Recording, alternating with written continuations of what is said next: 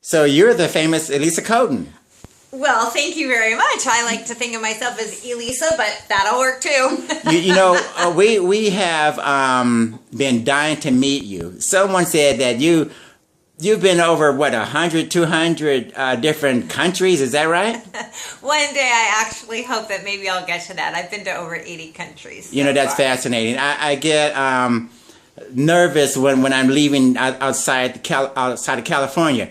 How does one get to the point where you're actually traveling all over the planet pretty much by yourself? One of the things that I love most about travel is being on my own, because it gives me the opportunity to actually meet the locals. When I took my very first trip, it was in 1989. I was 22 years old. And I remember so vividly meeting two girls on the road. One had gotten pickpocketed and they were fighting. Another couple was fighting. One wanted to go here, one wanted to go there. I was backpacking by myself for 2 months. I was meeting awesome people. I could travel with them for as long as I wanted to. We'd split up, maybe meet up in another country. And I really just found it very comfortable to go off and explore on my own, and it really gave me the opportunity to meet people from the place that I was visiting. Now, how does one actually prepare themselves for all the different experiences, the cultural differences?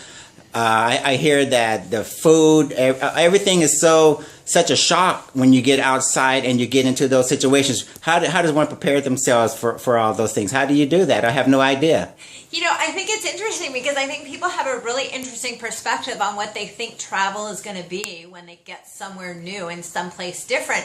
But think about it, when we start a new job, it's someplace new and different. And when we go to a new city, it's someplace new and different. So I think we have to embrace what we enjoy the most. Oh. And when you go somewhere, you want to try and explore those activities and be open-minded. Oh, and you can't go with any a preconception of what you're going to experience exactly, or what's going to happen. You just have to be open to whatever may come, because if there's one thing I've learned about travel, nothing is predictable.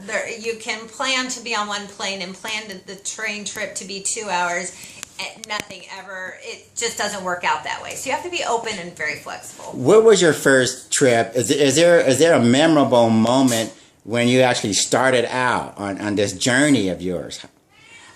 The first trip that I took was to Europe. I spent 2 months going through Europe on my own, and my zest for travel really didn't come from that trip. It came a few years later when I spent 2 months in Indonesia, and it was when I visited Indonesia and Singapore that I really found that I had a real cultural interest in the people, the music, the kids. That's when I really started getting into what made travel so special for me. And how did you know? It sounded like you were bitten by the travel bug with that particular trip. Is that right?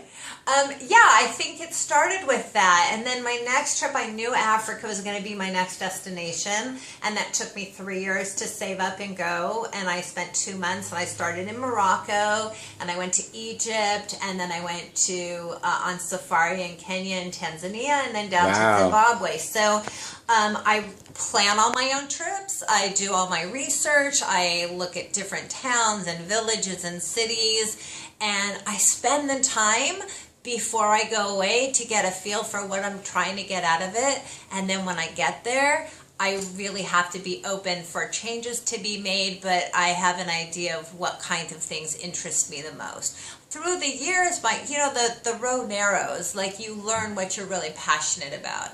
I'm very passionate about music. I'm very passionate about dance and the children. I love to go to orphanages and visit with kids. I sing to kids all over the world. I've taught to kids duck, duck, goose all over the world. So okay, wait a minute. What is that? What is that? Now you're throwing out some things that just went right over my head. What is that? Duck, duck, goose. Okay, so when you're a kid and you play the game and you go around the circle, the kids are duck, duck, duck, exactly. And you play goose and they run around. Right. So I've learned duck and goose in whatever language of whatever country I'm really? in, and I get the kids in the circle, and I slowly try and show them by running around. I jump down, and then before I know it, I've started groups. I remember I had a group in Ghana. I had asked my driver, it was just a driver and I asked him to stop at a very remote village. Oh, okay. And he had never even been there before. Oh. And so we stop at this village and I get like 3 children. And I've got these 3 kids and we're in a little circle. And then a few more kids because they were scared, and then they came over. And then the adults started coming. I ended up with a circle so huge. There must have been 60 people in this circle, and we're all playing duck, duck, goose. Like, it was absolutely fantastic. Now, let me ask you a question. Now, a lot of us, we can't relate to the idea, as I mentioned before, of casting aside all the things that we identify as our roots. We get connected to the neighborhood, to the people, to the schools where we live. But in your situation, you somehow separate yourself. You travel all over the world. And you seem to be more comfortable traveling. Is that true? You know, that's interesting because I don't think I separate myself from how I'm rooted and grounded. I'm born and raised in Los Angeles, California. I've lived in California my entire life, and it is where I call home.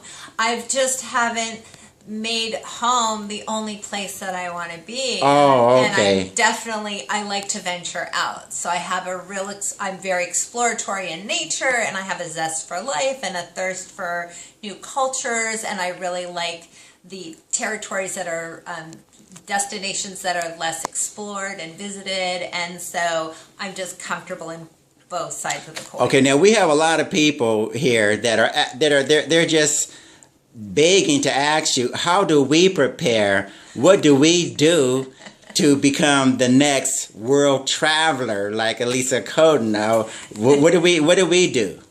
You know, just the first thing that anybody really has to have is a desire to go someplace new. Whether it's a new city, next door, whatever it is. Oh, okay. You have to want to experience something different than what you're familiar with. Right. Because that's how you're going to soak it in. Whether it's eating food, staying in a different type of hotel, staying in a different type of climate. What kind of housing do you want to be in? What do you want to experience from your destination? You know, even my trips, some have been as long as 6.5 months in an area in the South Pacific. Exactly. But even that's not going to give me enough time to do everything. Oh, so okay. we have to kind of go with an idea of what are we most interested in. And that's different for every person. You know, there are a lot of shows on TV. Some focus on food. Some focus on... Exactly. You know, so we find what we're passionate about, and then one at a time we just set that dream and we set that bar and we create that, you know, that list, that wish list. And it's like anything else. I don't spend money on coffee. I don't go out to restaurants. I save my money for what's most important to me, and that's my next trip. Now you're always going to win out. You're so in demand. We hear that there's literally a waiting list of people who are trying to book with you. And how do you manage your celebrity? Well, first of all, thank you kindly for that. You're welcome. Appreciate that. I think for me, you know, it's like any job or anything that we do. We set a priority and we try and share the same passion with the person who we're working with. Oh, okay. Whether we're selling something to someone, whether I'm selling a trip to somebody, exactly. whether I'm creating a slideshow presentation for a group, for a classroom. I want to make sure that what I can offer is what you want to be heard. And so as long as that's a match, that I'm in it 100% and I want to be there and share my experience to inspire. I mean, that's if I can inspire someone to take a trip and just go get that passport. Exactly. And, you know, I help people, like I tell them, create a small shrine in their house. Take your first destination that you're the next destination you want to go to. Oh, okay. Put a picture of that place. Exactly. Put a little jar. Make a money can. Put a picture of it there. Something that inspires them. Every time you don't go to a coffee place or a restaurant, take the money, $10. Put it in that jar. It is amazing before we know it. The money is saved. Exactly. And you're on your way. Let me ask you a question. Now, I hear your meetups are pretty much all sold out for the most part. And I imagine you will be doing more meetups in the future? Yeah, I'm super excited. The meetup group has really taken off by storm. Like, It's growing leaps and bounds. Wow. We have at least one meeting a month. It's hard for me to get in more Exactly. than that, as much as I would like to. And so I'm limited, like the venues Right. that I have had limited space. So How do we people have sign to up? Sign up right away. So it's meetup.com/theworldtraveled. Okay. And you can sign up there. It's free to sign up. And then there's different topics and destinations and different things. This week we happen to be going to Roaring Nights at the LA Zoo. Okay. And we're doing that in just a few days. And we're going to go see the zoo Wow. at night. There's food trucks and there's music. So we try and get out. And even though it's not traveling someplace different, Okay. it's getting out. And we're a bunch of globally minded people that are getting together. And I'm super excited to announce that as of yesterday, I have just been designated the Los Angeles ambassador for Internations, which is a global community of expats and global-minded individuals. Okay, you guys heard it here And first, I'm okay? super excited We about have an that. exclusive, okay? Sounds like we have an exclusive. Elisa Kotin has announced right here that you are the ambassador. And Los Angeles ambassador for Internations. So I'm very excited because I became a member of the organization in 2007. wow. And I've been attending their events, and timing just, things come up at the right time. Okay. And it's a perfect fit. So I'm really excited. I'll actually be doing their social events. Oh. So I'll be creating a monthly networking event. Fantastic. I'm going to put together a list of destinations for me and my crew and the people that work with us, okay, as soon as possible. We want you to Excellent. help us. Good. And we want to somehow have you make life easier for us when we go out and travel. Now, let me ask you a question. If we want to get in contact with you, I love your website, by the way. Thank you very much. It looks much. like you guys, just so you know, Elisa Kotin, she has travel destinations every square inch of the planet, it looks like, on her website.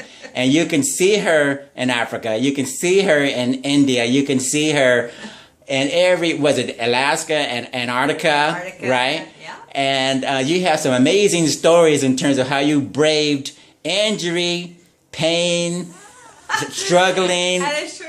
At the top of the world, or at the bottom of the world, wherever. But you have persevered, right? Indeed. Yeah, I've had from cholera in Zimbabwe to broken toes in Bolivia and hiking Easter Island, and I was That's amazing. IV'd in Vietnam. I have Wow. so many stories of And survival. you're still here to talk about I'm it. still here, and I will continue to do that. All right. Well, look, we don't want to take up all your time. Our viewers and our Twitters are overflowing, and the phone is ringing, and we don't want to keep you, but you got to give us. I imagine we're gonna have in the show notes, you guys, all the contact information, email, social accounts, everything imaginable, so that you can quite possibly, if you're lucky, you're going to be able to book your next trip to some unknown destination on the planet. And I think Elisa has social cruises, medical vacations. I mean, she can hook you up with all of these things because she knows about it. So work with her staff and her partners, and maybe you too can become a world traveler. Yeah, thank you very much for that. The easiest place to contact me is through my website, which is www.theworldtraveled.com. Great. Meetup.com/theworldtraveled. Fantastic. You can find me on Twitter and Facebook under @theworldtraveled. I have the YouTube channel as well. Wow, okay. And you can see my Pinterest page. Okay. I have Vimeo and, all of it. You're all over the social place. media. And we're working on culturalfestivalguru.com. Cultural as well. Festival Guru. So Okay. I'm very excited. So we're going to branch out, and that's hopefully going to be a specialty now of featuring cultural and teaching, bringing cultural festivals to the That's United States. another breaking story, okay? Very excited about this, guys. Hashtag Excited. Cultural Festival Guru, okay? You heard it Right on. here, okay? So, That's it. all right. Any departing words can you give to the up and comers, the young people who want to follow in your footsteps? Any last departing words can you give us for those people? The best thing I can say is I have a motto, and that's be ready, pack, and go. And never be afraid. Great. Wow. Just pack and go. And go. And as always, safe journey. Love that smile. Okay, it's a pleasure. And we look forward to working with you, hearing from you in the near future. Let us know. Keep us posted, okay? Absolutely. Looking forward forward to seeing you again And soon. we'll have you back and do another show when you come back. Can't wait. Thank you. Thank you so Take much. care.